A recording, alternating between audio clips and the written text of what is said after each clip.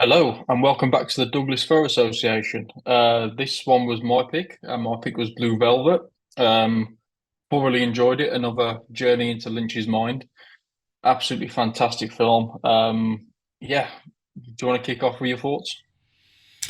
Yeah, the one thing. Do you know anything about the behind the scenes of this coming together or anything like that?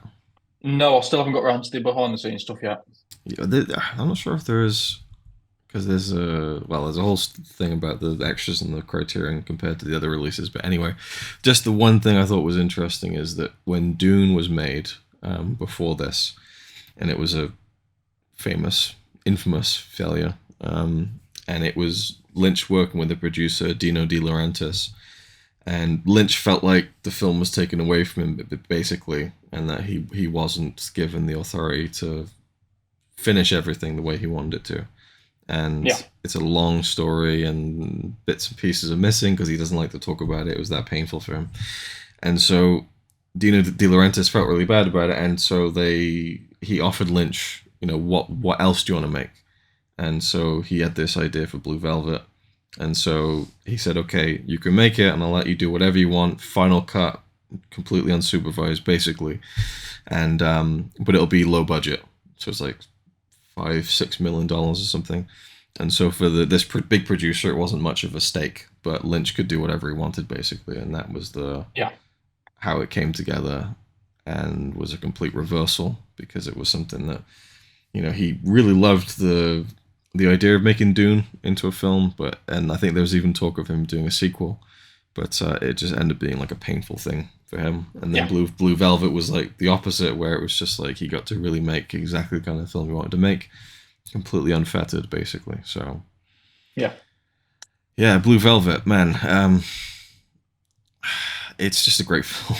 like, yeah, and it's grown over time for me. The first time I watched it, there's bits of it where I think it's a bit too much, and ooh, it's like, is this meant to be funny or whatever? But it's really striking.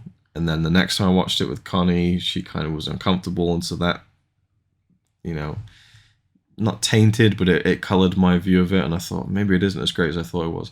So it was nice to watch it with you, quote unquote, because I knew that you were into Lynch as much as I am, basically, if that yeah, makes any kind of sense. And so yeah. then every now and then you're texting me about something, and I'm like, yeah, that is a really good thing. So it was more enjoyable for me this time around. And the journey that we've been on, getting back to seeing Cole McLaughlin in action was fantastic, especially when he was in a role that kind of suits Agent Cooper. So it was really nice to see that, especially after the journey we've been on so far, where we've been through quite a few Lynch films at this point. To come back to Kyle and Lynch is just great. And he's such a good actor. I really like Kyle MacLachlan, and seeing him just lately as well in Fallout.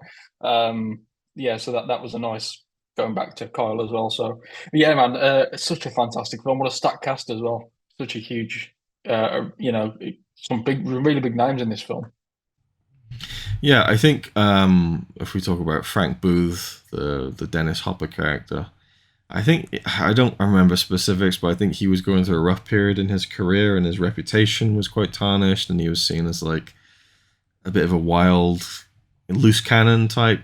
I think it might be really bad to say this, but a loose analog would be like Robert Downey Jr., that kind of thing, where like well Yeah, respected actor went off the rails, and people were afraid to maybe bring him back into the fold, kind of thing. I think yeah, this was one of the first kind of bringing him back into. And I think after this, like late 80s and like early 90s, Dennis Hopper had a bit of a resurgence and stuff, and we yeah, got to see some great villainous roles in Speed and the Super Mario Brothers yeah, movie. yeah, but but Frank Brute, I mean, well, let's just set the story, a little bit. We have it's like small town America, and that great opening sequence with like oh, the beautiful. the picket fences and all that kind of stuff, and the use of the song Blue Velvet and everything. But like it's such a great Lynchian moment where it's like everything's perfect and pretty, and then the camera, and then the guy has this heart attack, and then it's just the dog like going for the water hose, then it slows down and it gets a bit sinister, and then the camera goes down into the grass. Down into the ground, yeah. Like, and it's maybe a bit on the nose of like, oh yeah, the nice picket fences and the perfect suburbia, but then you go underneath and it's all dirty underneath. But it is an interesting visual opening to the film, because that's what it's all about, is appearances, and then what's underneath the appearances. This glamorous singer who looks so perfectly kind of put together and stuff, and then this absolute horror show of a life that happens when behind closed doors.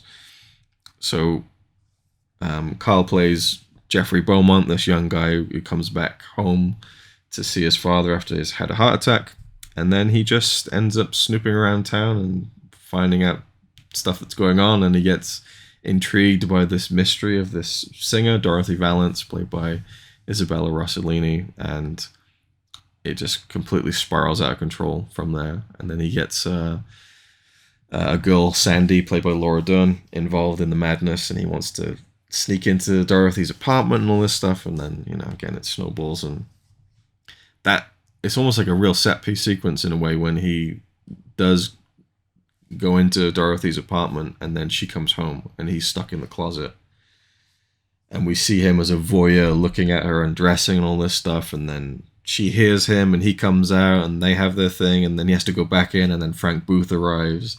A lot happens in that really long scene.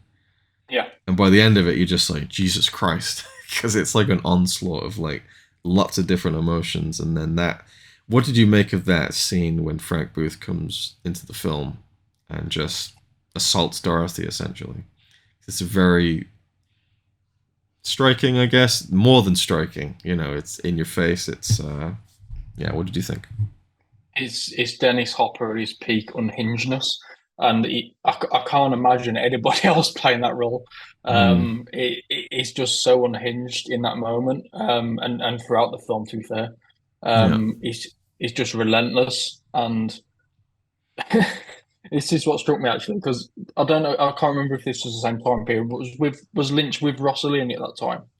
I think it was based on this film. Based on, you know what I mean? I think it came out of this film and making this film that they became a couple, yeah. Yeah. Just imagine Lynch shooting that scene, which is practically a rape scene, in my view anyway. Yeah. And Lynch behind the camera watching this person that he's obviously attracted to, because he ended up going out with her. And then, and then going out with her after. I know you got to separate the art from reality and stuff, but Yeah. just having someone that you're interested in going through that is, and obviously there was a lot of controversy afterwards where people were saying that Lynch should put her through all this stuff through the film, and then she came out and obviously defended him and said it was just part of the role. But yeah, it's really, really visceral and hard, as you said, hard to watch, but really couldn't take your eyes off it at the same time. Just really a credit to their acting chops, especially Dennis Hopper. I mean, the first ever scene I've ever seen from that film, and I think it was in it might have been like a top 50 video from years ago, and it's obviously a scene from Blue Velvet where he's got the face mask on, the really over exaggerated breathing that he does. And that stuck with me throughout the years. That's the only thing that I knew about Blue Velvet, was that obviously this character was. I actually originally thought it was a serial killer or something like that. And that's the iconography that I took from it. It didn't disappoint. Yeah, it's like when I first watched it, and he gets on top of her and he's just jumping up and down screaming. I'm like, is he raping her?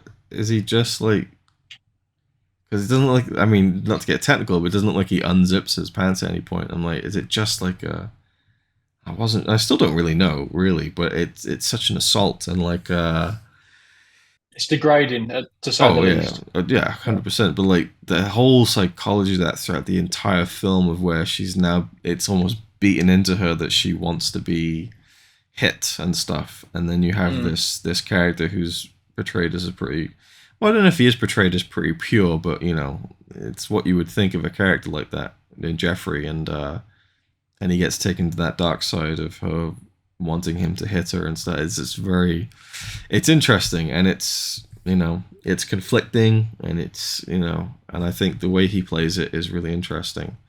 Especially that, I can't remember what point it happened in the film. I think it's after he's been beaten up and stuff, but you just see him sat in his bedroom crying.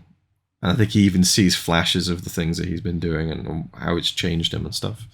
But on the lighter side of it, you know, I said to you before going into it, and this isn't an original thought, but to me it does feel like that kind of almost like an unofficial Twin Peaks prequel, because the character he plays is like loves mysteries, which is Cooper. Mm-hmm. He is excited by it, but it is almost like an unhinged Cooper without the the restrictions of the law. Although you could argue that Cooper stretched the limits of the law anyway, but he's breaking into someone's apartment and stuff, and there's just a feeling about it. And then just the general having that music by Angelo Badalamenti, the Julie Cruz song "Mysteries of Love," beginning of that relationship where Lynch would write the lyrics, Angelo would do I think Angelo did the music for that, and then Julie does regardless. The sound of the music and the score has that kind of. You've even got the love triangles from Twin Peaks as well. It's sort of like Laura Dern and so. Yeah, and a lot of couples came out of this because Laura Dern and Carl MacLachlan became a couple from this as well. I like this most of their scenes together, but when he first sees Sandy, and there's like this really interesting musical cue, and she just appears out of the darkness, like literally, like it's just she just walks in almost like out of a dream. And then they're just walking down the street. And actually, so just the way that was shot, where the camera's following them, walking towards the camera. And then you just see a slow POV shot of him looking, or one of them looking to like a house. Yeah. And it's just the way that the camera's flowing as if you're walking with them. And it just put me in the mind of like situations I've had where I've been out with someone just walking around talking. And it really captures that mood where it's just you two alone. And it feels like there's nothing else in the world going on. I just love the way it was shot. It really captured that. I like that a lot. It's one of my favorites, I think. It's up there. And it just grows in stature for me. And it's funny too. There's some really funny moments. The whole the Heineken line, where he's like, what are you drinking? Heineken, fuck that shit. Pabst Blue Ribbon. And that's just like a iconic line to me that me and my friend quote all the time. Yeah, Brad Dourif's great as well in it, isn't it? Yeah, you get Brad Dourif, Jack Nance pops up again, and as always, Dean Stockwell. So the whole In Dreams scene, you said you've seen that before too, right? Where he's miming into the torch. This is one of my favorite things I've ever witnessed in my life, right? So my friend who I work with is a big David Lynch fan, which is great because we can talk about David Lynch and work. And in the freezers in work, there's like these strip lights above the top. And one of them was like, it kept falling down and it was not getting repaired and stuff. And one day he just went, "Hey, Luke," and I turned around and he opened the freezer door. He pulled out the strip light like this and he just started singing In Dreams. In the style of Blue Velvet, and he was like proper committed. And it was just incredible. Like it was just like what an amazing reference to witness like that with the prop and everything, and customers going by like wondering what the hell this guy's doing. But I mean that scene is like weird and dreamy, and then you have like Dennis Hopper who's like watching it really intensely, like he really wants this guy to mime the song, but then his face gets pained, like it's this is like.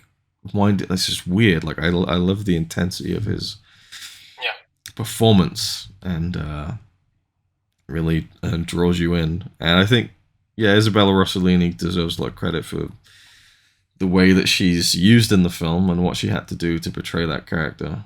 And the sequence near the end where she walks out onto the street naked, that was based on a true story. So I think it was Lynch and his brother. He talks about it in the audiobook. He was sat on the curb, I think, of a street at night, and just out of the darkness, this naked woman came out, like really distressed. And he said it really upset him. Obviously, I mean, you can imagine witnessing something like that.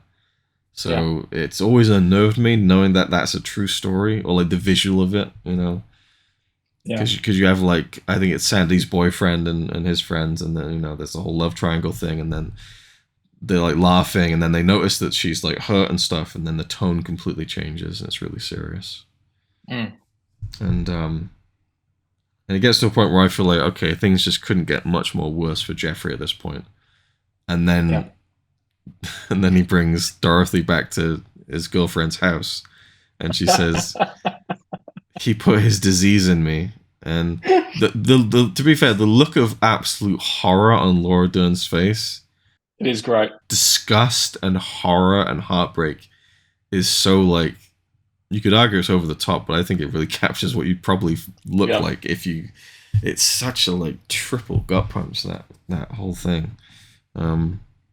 I mean, when I don't know if you probably haven't seen it, but me and Connie reviewed the film, which is mainly just us going back and forth on it and stuff. But she really got stuck on the guy. Is it the guy in the yellow jacket? I think it's a yellow jacket, but it's one of the guys who works for Frank Booth. And at the end, he's just stood in the apartment with his like, there's like a bit of his brain, I think. Oh yeah, yeah. And he's just stood there, but like, she's like, well, he's not dead then because he stood up.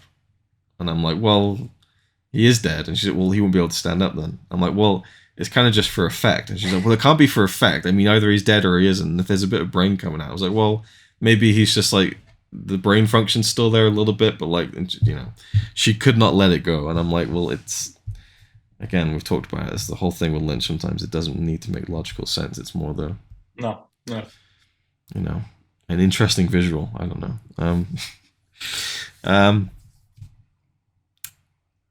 Yeah. What else can we really talk about? I just think, I don't know. Rewatching it, it just feels like there's not a single scene in it that's out of place. It just feels like it builds so nicely, and it has the violent flashes of darkness, and then it has the moments of light when Sandy's talking about her vision of like, I think it's the Robin or something. I think it's a Robin. And there's just these real moments of like sincere kind of hope. And it's just, so it's a film that has a lot of like blending the light and the dark in a way that I really enjoy. What I really enjoyed about this one as well is that I can see myself watching this multiple times over the years. Some of the films that we've watched so far, like Lost Highway, for example, I can see me watching that again, just to try and get a better understanding of it. But I don't think it's going to be multiple viewings. Blue Velvet's one I can see myself watching multiple times over the years. One that I'll repeatedly go back to, whereas like stuff like The Elephant Man, which was really upsetting, I'll probably watch it again, but I probably won't watch it for a long time.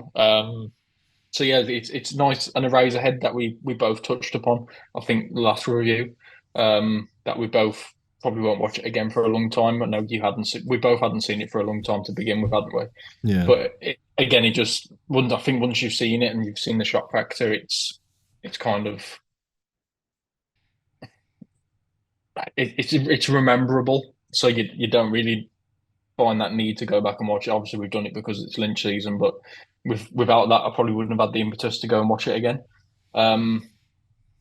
So yeah, it's nice to have a film along with some of the other Lynch films that I'll repeatedly go back to. Firewalk with Me, I already want to watch again. Blue Velvet, I already want to watch again. So yeah, it's nice that I've now got a new film of Lynch's that I'll repeatedly go back to. Yeah, that's a good way of looking at it. I guess that's the good barometer of how much you enjoy a film, is how much you would want to go back to it again. And I agree with you on that pretty much. Yeah, I don't know about Elephant Man. Oh yeah, no, I guess yeah. It probably it is such a, and I think I mentioned it either in one of these or to you privately that I almost don't want to spoil my memory of Elephant Man because it was such a great experience, and almost like I never want to watch it again. But of course I will because it's so good. It probably is one of the more rewatchable ones for me now when I think about it, and even now, if I just had like, if somehow life was like, hey, you have an extra 2 hours now that doesn't exist in real life, and you can do it, I'd watch Blue Velvet again, you know, if you didn't have to fit it into my regular schedule, and yeah, I mean, there's lots of little bits that I like, but it would just be, again, just going, I like this bit, I like that bit. I think we've pretty much covered why we like it, and it just has a feeling. It has a feeling that not all of his films have, but it's a similar feeling that Twin Peaks has for me. It's a similar feeling that Mulholland Drive has for me. That feels linked and connected somehow. Maybe not connected, but it just has. I think a lot is, again, Angelo. I think it's that music. Yeah, absolutely. It really, there's such a great marriage. Those two things, what Lynch brings to it, and what that music does, and how it ties in. I don't know, something to that. There's a scene. There's a scene where they've got Cole McLaughlin outside the car, and there's a naked woman dancing on top of the car. It's like sort of slow motiony, and I found that really iconic as well. And it reminded me of the scene in Lost Highway when they're in the big mansion towards the end. I don't know what it reminded me of that, because obviously it's a different setting, but it just reminded me of that. Yeah. Yeah, so yeah, it's just a fantastic film, and so many things you took away from it as well. Yeah, beautifully And again, shot. the foreshadowing for Peaks was just great as well. Yeah, and it's not something that obviously was part of the film because it was made before Twin Peaks happened, but Yeah, it is something that when you retrospectively look at it, it's enjoyable, and I think it's beautifully shot as well, like I said, like the mixing of the light and the dark. You see when you first see Frank Booth, like an absolute menace, this absolute despicable, deplorable character. I think the next time you see him is in the club and he's just watching Dorothy sing, and he's just like sat there, just like moved by this, and I don't know. I like the scene when they kind of take Jeffrey for a ride, and he looks at him and he says, "You're like me, you're like me," and then you think about it, and it's like, well, yeah, he was kind of like spying on her, and yeah. how far does it take a person to get, I don't know. I like the little lines like that make you think about the character in a different way, because as the protagonist you just kind of are with him for it, and you almost you want him to find out more of the mystery and stuff, but then you think, oh, maybe he is taking it too far, and but then he is a good character because I never feel like not that he's doing the wrong thing or the right thing, but I always feel like Kyle has a nice kind of innocent feeling to him. I'm trying to think of like if I've ever seen him play a really like dastardly character before, but whether he'd be able to pull it off or not. But I just always get like a kind feeling from him. Does that make sense? Is Kyle the lead in June? Yeah. Yeah. Okay. So I don't know. So even though Jeffrey does some questionable things, I still feel like he's able to, I never lose him as the protagonist. I'm always like behind him, even though I think, well, maybe he's taking a bit too far, but I want to see where he goes and all that kind of stuff. Yeah. A quote to end this on. We've also got to do our rankings as well. That's a good point. Yeah, the rankings. I'm trying to remember even where. You should have this noted down. And that'd be much, it'd be much easier. I think we're getting to the point. We're getting to the point now where we'll need to do that move. I think we're like halfway now. We're 5 films in, right? So it's Firewalk with Me, Elephant Man, Lost Highway, Eraserhead. This one. So we're halfway now. We should write them down for next time, because in the beginning it was like 2 or 3 films. Yeah. Ranking, right? Where did I even list it? Do you have yours off the top of your head? Yeah. So okay. In last place at the moment, I've got Eraserhead. Okay. Then I've got Lost Highway. Then I've got. I'm going to go just based on what I've enjoyed so far, rather than maybe what's the better film in terms of filmmaking and stuff. So Eraserhead, Lost Highway, Elephant Man, Firewalk with Me, Blue Velvet. Okay, interesting. Yeah, I'm going to agree with my 5 would be, at the bottom would be Razorhead, Lost Highway. It's really difficult. I almost feel like just putting Elephant Man in its own category, just leaving it out of this. It's an Oscar-winning film. You can't deny how great it is. But in terms of how much you enjoyed, that's what I'm basing it on. Where you would rank it in David Lynch's films. Right. Eraserhead We 5. all know Elephant Man's the best film, but we can't put it at the top because it's Well, not no, our yeah, favorite. it's my favorite. Yeah. Shit, man. Okay. Shit. No, I don't know. I don't know. I should have done this before. Right. 5, Eraserhead. 4, Lost Highway. 3, Fire Walk with Me. 2, Blue Velvet. Number 1, Elephant Man. Fair play. Yeah. No, I just think there's little tiny bits in Blue Velvet where maybe not Frank Booth, but Dennis Hopper's going a bit overboard, or it's not like a perfect film. I don't know.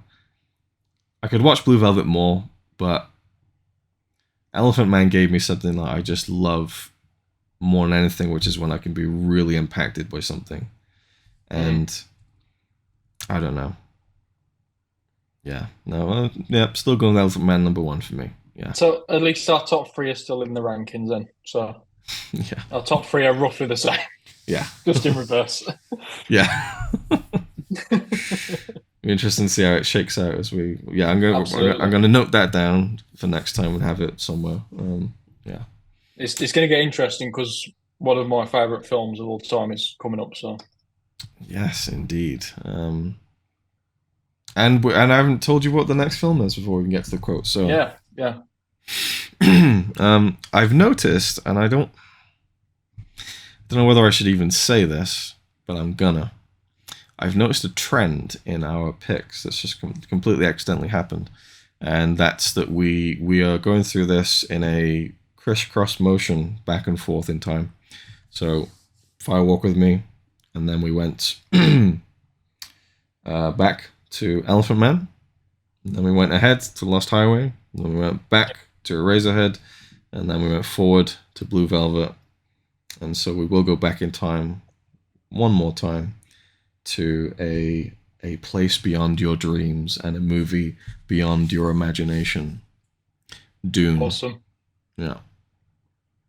I'm down. Yeah. And so that will be the next one. And then no matter what happens in the next one, we'll move forward again, and the trend will continue for at least the next 2. But yeah, Dune, 1980, I forgot something. I don't know what year it came out actually. 84, maybe. I've not watched the 4K. Do you have the 4K? I don't know if you got that one. I haven't even bought the film yet, so I'll have to get the 4K. You have to pull the wallet out. Yeah. Yep. Time to plunk down some cash. I've not seen the 4K yet, so I'm intrigued. I was about to go into my feelings on it, but of course we'll save that for the next video. So a quote for, how are you feeling about like anticipating it? Given I just to put this forward as well, I haven't seen the new Dune, Mm-hmm. so I know nothing of Dune, or I assume it's connected. Mm-hmm. Not in terms of the 2 films, but in terms of the story. Yeah. So yeah, I know nothing of the story whatsoever. I only know of the notoriety of what a flop it was. Yeah. I'm looking forward to seeing a large-scale David Lynch film, something I haven't seen yet. With all these special effects as such and all that kind of stuff. It's just a film I can't imagine Lynch ever doing, just based on what I've seen so far. Yeah. So yeah, I'm looking forward to watching it. As it says, there's obviously the Lynch collective in there again. As looking forward to seeing familiar faces. Is this Jack Nancy's first one as well with Lynch? No. That's Eraserhead. Cool. It is hard to picture him in Razorhead and then picture him in like Twin Peaks. Huh? Was it the log lady you said was in this one? No, I don't think so. No. Okay.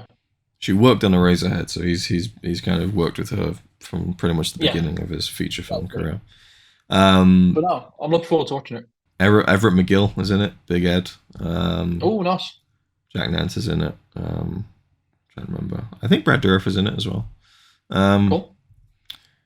But yeah, so if you know nothing about Dune after you've watched David Lynch's Dune, you will still know nothing about Dune. I'm joking, but it is strange because this David Lynch's Dune is like a 2-hour movie.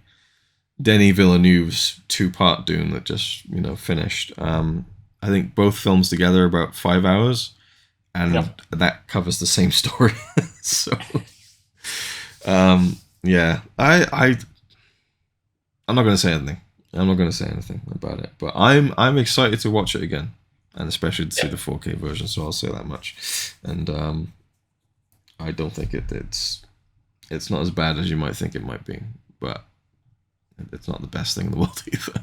So just temper your expectations, I suppose. Be interested to see where it's on the scale next week. Well, next time we record. Yeah. I wonder. Will it top Eraserhead? I can safely say it probably will for me. Well, I don't know. Maybe not. Maybe I'll watch it now and go, God, it really is the mess that people say it is. I don't know. Yeah. Maybe the 4K and all the extra grain will just show me how shit it really is. I don't know. Remains to be seen. So a quote to end on. He put his disease in. I was trying not to go with that one because it's kind of a rough one to end on. I got here's there's one I've got, but it's too explicit. Oh yeah. Let's see if I got like a prop.